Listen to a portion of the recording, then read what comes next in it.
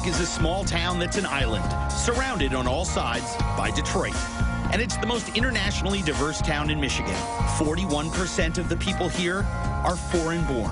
The public schools teach kids in 26 different languages. And where there's a world of people, there's a world of flavors.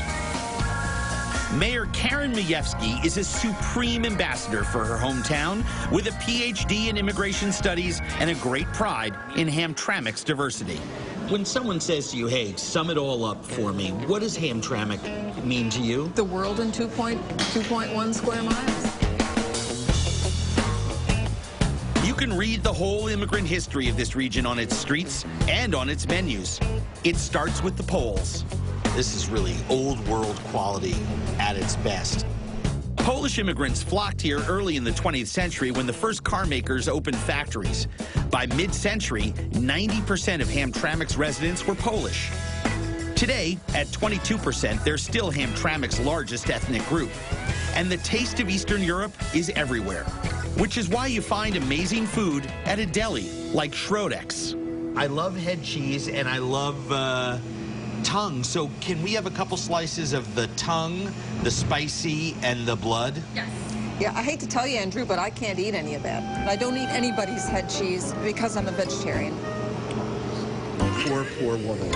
I feel so sorry. Schrodeck's is family-owned and operated with recipes that have been passed down for generations. Here you go. I have the spicy head cheese for you. That's beautiful. Now here I have our homemade jellied pig's feet.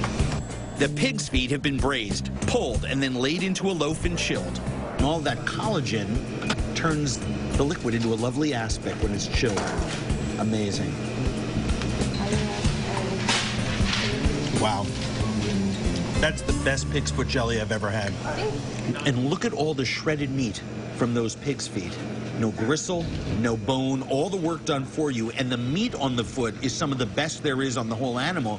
It's just really hard to wade through a couple of pig's toes and about 75 little bones. The head cheese is made from pig's cheek, tongue, and snout. So can you tell the difference between, like, the ear and the tongue? Absolutely, absolutely. The cheeks here just explode with porky flavor.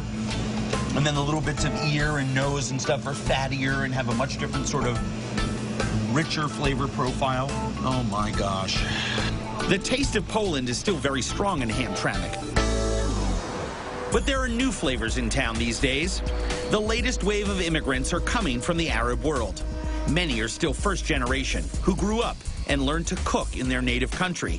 Sheba was opened by a Yemeni family who arrived in 1969. It's interesting that our Middle Eastern population, unlike some other places where it's a mixture of folks from all over the Middle East, here it's pretty homogeneous from Yemen. One of the house specialties is an Arab classic, lamb kidney. The kidney is cut into small pieces, then combined with onions, scallions, garlic, and other spices. In Yemen, this would be served on pita bread. In America, it's lamb kidney on a toasted sub roll. Ranch dressing and ketchup, which you have to serve with every kidney sub, absolutely. The bread and the condiments are Americanized. The main ingredient is not. Man, that's awesome. I'm a nut for liver and onions, kidney and onions, and this is just the bomb. And when it's cut up like that, it's got just enough mineraliness to tell you it's an organ meat, but it mostly tastes like that scorched bit of chicken skin from the bottom of the pan. Take a spatula and scrape that gook off and eat it. That's what this tastes like. After the Eastern Europeans and Arabs, the largest ethnic group here is from South Asia, especially Bangladesh. Amar Pizza is a great example of the way Detroit's newcomers adapt to and expand America's cuisine. I mean, it's a pizza parlor where the ingredients taste of a Bangladeshi market. Here, at least, the mayor can finally join in. If I'm brave enough. This is your vegetarian. Okay, Right. that one's definitely mine. Yeah, that's definitely yours, because I won't eat that. What I can eat is the dried fish pizza. This is about 3.5 pounds of dried fish mixed with a handful of anchovies and a little bit of oil from a tuna can, all smeared on top of here. Fish is the cornerstone of Bangladesh's cuisine. There's also shrimp, and a paste made of small fish, onions, garlic, and green chilies. This is more like a fantastic flatbread kind of thing that you would get down in some little fishing village in some far-off part of the world. This is amazing. This is great. Amar Pizza is run by the four Ahmed brothers. They mix familiar pizza ingredients with a dash of Bangladesh's Bengali-style cooking, like scorching hot chilies. This is their ghost pepper pizza. Well, I'm a little scared to try this. Well, this is the hottest pepper known to man. If you're not used to chilies or the acid that's in them, it can sometimes make your mouth blister. Yeah. I'm not sure you want that. Really? Do you like spicy food? No. Don't eat that. And I I can say smell that it. it's delicious. I can smell it. I This mean, is it's awesome. Here's the thing about ghost peppers. When you eat one, it's really hot. But that's just the beginning.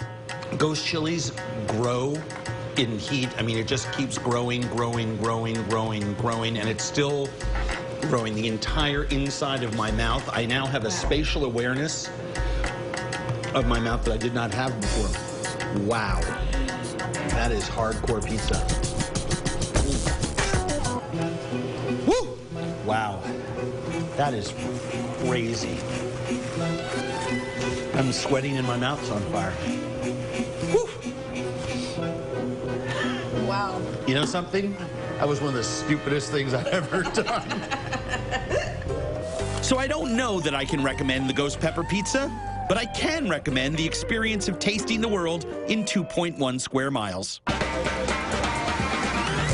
I can also recommend spending Saturdays at the biggest farmers market in North America.